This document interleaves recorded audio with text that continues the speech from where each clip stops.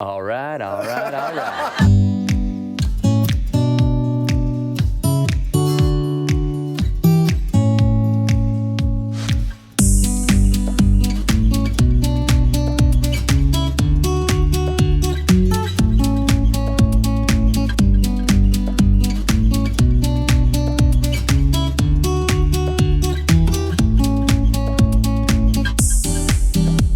As an 18-year-old young man, I was coming out of high school. I graduated with grades, so my parents were happy. I had a job, so I had cash in my pocket. Had all these things that you get with independence of becoming a young man.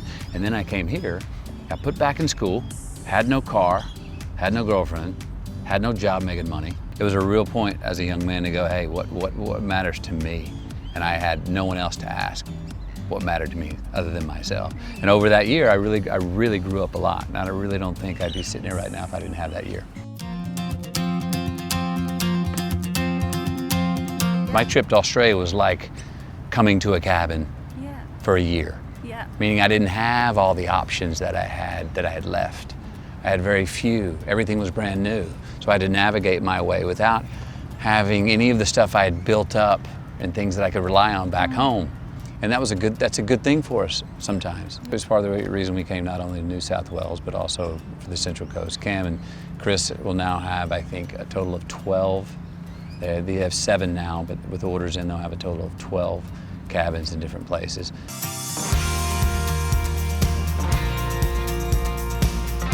I wanted that Lou. I said, this Lou's gonna have a proper title name, the Long Branch Lou.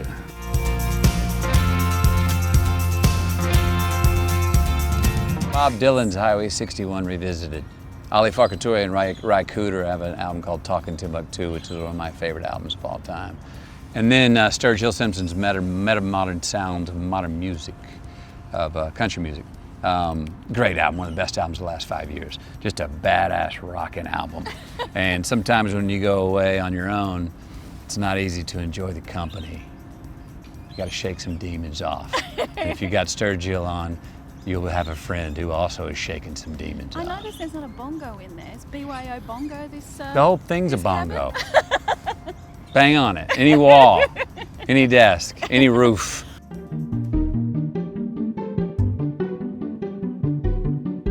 It helps put a spotlight on it.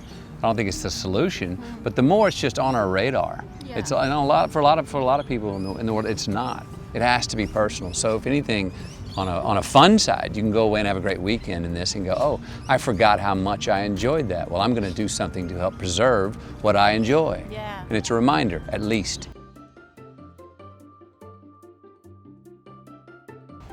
You know, back then when I first arrived, it seemed like Australia was quite a few, maybe even a couple of decades behind America.